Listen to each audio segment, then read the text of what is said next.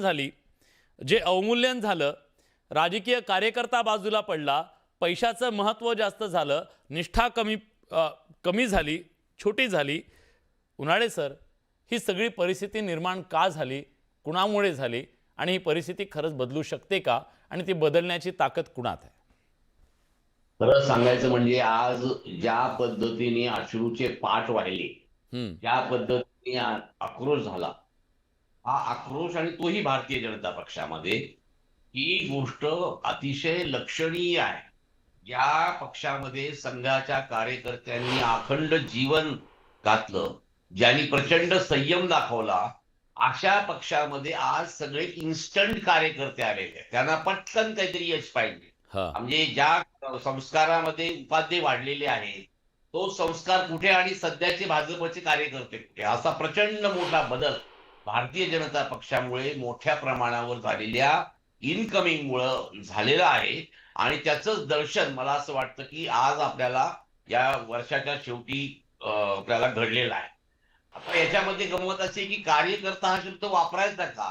हं. म्हणजे आता वापरताना एक महिला असं म्हटली, की मी 100-100, 200-200 महिला घेऊन सभेला गेले होते. म्हणजे मला असं वाटतं, की या रडणाऱ्या प्रत्येक माणूस हा या कोणत्याही पक्षाचा असू ना, तो एक गुंतवणूकदार असतो. म्हणजे बायका आणण्यासाठी, खुर्च्या उचलण्यासाठी काही ना काही त्यांनी केलेलं असतं. तर हे जे छोटे गुंतवणूकदार आहेत, त्यांचा हा आक्रोश आहे. मोठे गुंतवणूकदार जे आहेत, ते गुंतवून बसलेले आहेत. म्हणजे आज सगळ्यांनी जे वर्णन केलं, की ज्याप्रमाणे ठेकेदार, कंत्राटदार, मोठे पैशावाले आणि त्यांचं इलेक्टोरल मेरिट हे ज्या पद्धतीने विचारात घेतलं जातं, आज ज्या पद्धतीने ज्या गुंड आणि कुडी माणसाला देखील राष्ट्रवादीने तिकीटं दिलेली आहेत. हे सगळ्या पक्षामध्ये सर्वदूर आहे. म्हणजे आता हा भारतीय जनता पक्ष हा त्याला अपवाद होता. पण हं. तोही अपवाद आता राहिलेला नाही. आणि आपल्याला एक लक्षात घेतलं पाहिजे, की हे जे सगळा आक्रोश आहे, ही सगळी गोष्ट आहे, ही तात्कालिक आहे. हे काही फार काळ असं टिकणारं असा आक्रोश नसतोय. थोड्या दिवसामध्ये साम, दाम, दंड, भेद आणि रात्रंदिवस राजकारण करणाऱ्या भारतीय जनता पक्षाला हा आक्रोश मिटवणं, शमवणं ही अतिशय सोपी गोष्ट आहे. त्याचा काही मुद्दा सर, नाही. सर, एक छोटासा प्रश्न, पण एक छोटासा नक्की प्रश्न. आहे. या सगळ्यांमध्ये धक्का देण्याची, निवडणूक फिरवण्याची, काहीतरी मेसेज देण्याची ताकद आहे का? नाही, या कुणालामध्ये ही ज्यांनी आज आक्रोश केला त्यांच्यामध्ये कुणाचीही निवडणूक फिरवण्याची किंवा हे करण्याची अशी ताकद नाही. अशी कधी घटना घडणारही नाही. हं. कारण तसे दिवस आता गेलेले आहेत. लोकांच्या मनामधला असंतोष, लोकांच्या मनामधला काहीतरी उद्रेक असं वगैरे काही नाही याच्यामध्ये. ही तात्कालिक घटना आहे आणि तात्कालिक घटनेच्या पलीकडे याच्यातून काही फारसं मला असं वाटतं घडणार नाही. बरं. पण एक गोष्ट मात्र खरी आहे, की या सगळ्या गोष्टीमध्ये भारतीय जनता पक्ष हा अतिशय चाणाक्ष असा पक्ष आहे. हां. म्हणजे आज आम्ही या ठिकाणी संभाजीनगरमध्ये जे पाहतो आणि बाकी सर्व ठिकाणी पाहतो, सर्वांच्या बरोबर महायुतीच्या नावाखाली चर्चेची चर्चा चालू होत्या. 10-10 चर्चांच्या फेऱ्या झाल्या आणि शेवटी युती तुटली. बरोबर. पण ज्यावेळेस ती तुटली त्यावेळेस ती ज्या त्यांची भारतीय जनता पक्षाची सर्वतोपरी तयारी होती. हो. त्यांनी नाही, सगळे ती उमेदवार सुरुवातीपासूनच दाखल होती. तो प्रत्येक पुन्हा पण कार्यकर्ताच पण आहे. केंद्रस्थानी कार्यकर्त्याला संधी देण्यासाठी ते सगळं केलं. सगळे पक्ष पण तेच याचा सांगतायत. फटका हे शिवसेनेला सगळं बसणार आहे. हां, याचा सगळं जे काही केलं फट जातंय ते फक्त कार्यकर्त्यासाठी आहे, नेत्यांसाठी काही नाहीये. प्रश्न हा आहे केशवजी, तुमच्याकडे यायचंच होतं. आता जे लोक तुमच्याकडे इतके मोठ्या संख्येने येतायत, ते काय तुमच्या विचारांवर फार प्रभावित झालेत असं काही काही असतील सुद्धा. पण तुमच्याकडे सत्ता आहे, तुमच्याकडे भविष्य आहे, करिअरच्या संधी आहेत, ह्या सगळ्या गोष्टी आहेत म्हणून ते तुमच्याकडे येत आहेत. आता अपेक्षेनं आलेल्या ह्या सगळ्यांच्या अपेक्षा पूर्ण करताना तुमची दमछाक होतीये का?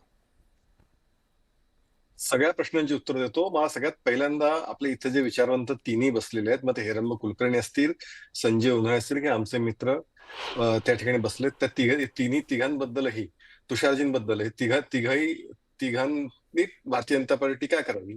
ठीक आहे, त्यांचा तो अधिकार आहे. त्यांच्या एका वेगळ्या भूमिकेतनं ते टीका करतायत, त्यांचा तो अधिकार आहे. पण मला आश्चर्य वाटलं, काँग्रेसने टीका करावी. हम्म. मग मला इतिहासात जावं लागेल. मग नरसिंहरावांचं आत्मचरित्र मला आठवावं लागेल. नरसिंहाच्या आत्मचरित्रात 1962-63 साली कशा पद्धतीने उमेदवारी देण्यासाठी काय काय उद्योग चालायचे ते काढायचं का आता? तिथपर्यंत जाण्याची पण गरज नाही. आता काँग्रेसला ओहोटी लागलीये. काँग्रेसला मुंबईत सगळ्या जागांपुरता उमेदवारही मिळत नाहीत. त्या किंवा पक्षात प्रवेश करणाऱ्याला टाकायला उपरणे इतकी संख्या नसते. ही सगळी परिस्थिती काँग्रेसची अवस्था आहे. त्यामुळे ते दुसऱ्यावरती बोलावं. पण ज्यावेळी जोरात काँग्रेस चलती होती त्यावेळी काँग्रेसमध्ये कशा पद्धतीच्या हाण्यामाऱ्या चालायच्या याची वर्णनं अजूनही लोक विसरली नाहीयेत. हम्म. त्यामुळे काँग्रेसने खरं तर या पद्धतीने टीका करण्याचा मुळात काँग्रेसला अधिकारच नाही, ही सगळ्यात पहिली गोष्ट. बर. दुसरी गोष्ट, तुषारजींनी सांगितलं, संजीव उन्हाळेजींनी काही सांगितलं, हेरम कुलकर्णींनी भारतीय जनता पार्टी, आपण असं आहे की सगळ्यात महत्त्व लक्षात घेतलं पाहिजे. शेवटी भारतीय जनता पार्टी हा समाजाची पार्टी, हे सगळ्यात शेवटी राजकीय पक्ष कशासाठी येतो? कम्युनिस्ट पार्टीने जपून ठेवलंय. म्हणून कम्युनिस्ट पार्टी 4 लोकांपुरती उरली. जगात मी परवा लिहिलं होतं याच्यामध्ये, ज्या 100 वर्ष झाली त्याच्यामध्ये 28 तारखेला 28 डिसेंबरला याला डाव्या पक्षांना कम्युनिस्ट पक्ष स्थापन होऊन केशवजी, आज 100 वर्ष. एक मिनिट माझं पूर्ण होत्या. विलासजी, मी सगळ्यांचं ऐकून घेतलंय. 100 वर्षानंतर कम्युनिस्ट पक्ष संपत आले, त्याच्यामध्ये सगळ्याच्या मध्ये 4 लोक राहिली. आज भारतीय जनता पार्टीकडे तुम्ही म्हणता हे खरं आहे की काही प्रमाणामध्ये, मी काही शब्द आणि करतोय, काही प्रमाणामध्ये संधीसाठी लोक येत असतील, पण त्याचबरोबर भारतीय जनता पार्टीची भूमिका मान्य असल्याने एक मोठा समाज भारतीय जनता पार्टीशी जोडला जातोय, ही वस्तुस्थिती आहे. या सगळ्यांना दरवाजे बंद करून ठेवायचे का? आणि भारतीय जनता पार्टीची ध्येय नाही, कारण आम्ही समाजाचे आहोत, त्यामुळे आम्ही समाज आमच्याकडे येत असेल तर तो स्वागत केलं पाहिजे, ही भारतीय जनता पार्टीची भूमिका आहे. तिसरं, या सगळ्याच्यामध्ये कार्यकर्त्यांचं, जसं मी तुम्हाला म्हणलं की 2300 अर्ज आले, 2100 त्यातले ठीक आहे, त्यातले 1000 उत्साही कार्यकर्त्यांचे सोडून देऊ, पण त्या प्रत्येक वॉर्डामध्ये किमान 2 ते 3 तोला मोलाचेच कार्यकर्ते असणार, ज्याच्यातले एकालाच उमेदवारी मिळणार. बरं, आता लक्षात घ्या, तुमचं उदाहरणासहित बोलतोय, नगरपालिका निवडणुकीमध्ये अशाच पद्धतीचं चित्र ज्यावेळी निर्माण झालं होतं, त्यानंतरनं भारतीय जनता पार्टी अजूनही पारिवारिक पार्टी मानली जाते. आम्ही कुटुंब म्हणून म्हणतो. आम्ही सगळ्यांशी भेटी घेतल्या, त्यानंतर कार्यकर्त्यांची नाराजी दूर केली आणि Bharatiya Janata party नगरपालिकाला number 1 party निवडून आली. त्यामुळे केशवजी, मतभेद आहेत, एक त्याकडे छोटासा लोकशाही प्रश्न, छोटासा उपप्रश्न आहे म्हणून मुद्दाम विचारतो. विचार. जर तुमच्याकडे इतके असंख्य उमेदवार आहेत, एकापेक्षा एक तोलामोलाचे आहेत, तरी सुद्धा शरद मोहोळ सारख्या गुंडाच्या घरामध्ये तिकीट का द्यावं लागतं? खरंच मला प्रश्न पडलाय आज. नाही, असं आहे की तुम्हाला एखादं उदाहरण तुम्हाला पटकन दिसतं, पण मी आज एकाच कार्यकर्त्याकडे जाऊन आलो, गणेश खणकरकडे, जो बूथवरचा कार्यकर्ता आहे. मगाशी कोणतरी उल्लेख केला की सामान्य कार्यकर्ते, भारतीय जनता पार्टीचे नगरपालिका असो, महानगरपालिकाचे आज असंख्य उमेदवार आहेत की जे अत्यंत सामान्य परिस्थितीतले उमेदवार आहेत. त्यांच्याकडे कुठल्याही पद्धतीची ना राजकीय पार्श्वभूमी आहे, ना आर्थिक मोठे तुल्यबळ आहे. असं कुठलंही जे काही निकष तुम्ही आता मगाच्या सुरुवातीच्यात लावले, असे निकष नसले असंख्य कार्यकर्ते आजही भारतीय जनता पार्टीचे उमेदवारी घेतलेत आणि त्यांना भारतीय जनता पार्टी त्यांचा प्रचार करताय, भारतीय जनता पार्टी निवडून आले. त्यामुळे भारतीय जनता, त्यामुळे केवळ एखाद दुसरा नाही, केवळ 100 गोष्टींमधल्या तुमच्याबद्दल नाहीये, तुमच्याकडे संख्या जास्त आहे म्हणून ही आहे. सर्व राजकीय पक्षांमध्ये ही परिस्थिती आहे. तुम्ही शिवसेना बघा, आपल्याकडे मर्यादा होती म्हणून आज आपण विश्लेषक जास्त घेतलेत, राजकीय पक्षांचे सगळे घेतले असते.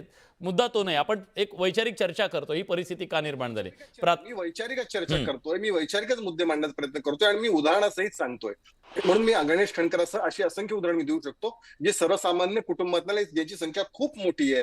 होतं काय माहिती का, आणि मी त्यात गैर मानत नाहीये, मी कार्यकर्त्यांचा आक्रोशाचा सन्मानच करतोय, त्यांच्या भावनांचा पूर्ण आदर आहे. पण विधानसभेमध्ये अत्यंत अभ्यासू पद्धतीने भाषणं जी 4-5 लोक करतात, त्याच्यापेक्षा दंड पळवण्याची चर्चा अधिक होते, हे वस्तुस्थिती आहे. त्यामुळे मी पुन्हा गैरसमज करून घेऊ नका, कार्यकर्त्यांच्या भावनांचा आदर आहे, पण तरी सुद्धा त्या कार्यकर्त्यांनी व्यक्त केल्या ज्या 5-25 ठिकाणी अशा घटना घडल्या, त्याची चर्चा होते.